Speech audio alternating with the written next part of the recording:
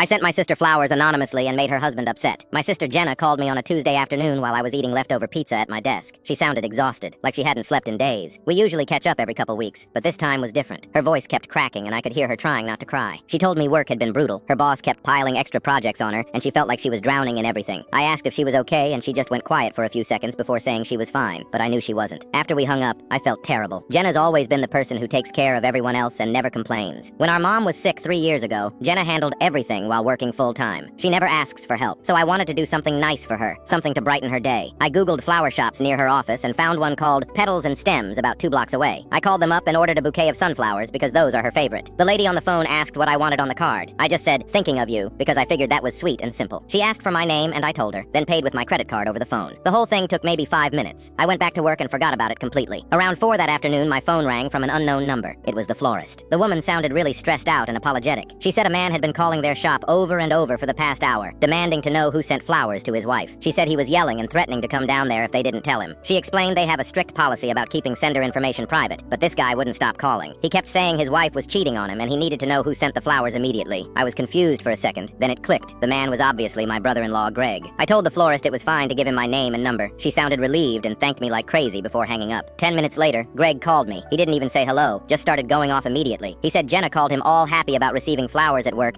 and assumed they were from him. When he told her he didn't send any flowers, she got confused. Then Greg apparently lost it and accused her of seeing someone else. He said if she wasn't cheating, then who would send her flowers with a romantic note? I tried to interrupt and explain, but he just kept talking over me, asking why I would send his wife flowers like some creep. I finally got a word in and told him Jenna called me earlier really upset, and I wanted to cheer her up. That's it. Nothing weird, nothing romantic, just a brother trying to help his sister feel better. Greg went quiet for a second, then said, "Oh," in this really flat voice. Then he hung up without apologizing or saying anything else. I immediately called Jenna to explain. She picked up and I could tell she'd been crying hard. She said Greg came home early from work and they'd been fighting for 2 hours straight. He kept saying the flowers were suspicious and asking why her own brother would send them anonymously. She told him I probably just forgot to sign my name, but Greg wasn't buying it. He said it was weird that I didn't tell her I was sending them. He kept bringing up how the note said, "Thinking of you," which apparently sounded like something a boyfriend would write, not a brother. Jenna said Greg went through her phone while she was in the bathroom, checking all her messages and call logs. He even looked at her work email. She was furious about the invasion of privacy, and they got into an even bigger fight about trust. Now Greg was sleeping in the guest room and barely talking to her. I felt horrible. I was just trying to do something nice and somehow made everything worse. Jenna said it wasn't my fault, but I could hear in her voice she was more stressed now than before I sent the stupid flowers. She said Greg had always been a bit jealous, but never like this. He'd never accused her of cheating before or gone through her stuff. The next day, Jenna texted me that Greg still wasn't talking to her much. He left for work without saying goodbye and didn't respond to her messages all day. She said the flowers were sitting on the kitchen counter, and every time Greg walked past them, he'd glare at them like they personally insulted him. By Thursday, things got even messier. Jenna called me crying again, saying Greg told his mom about the flower situation.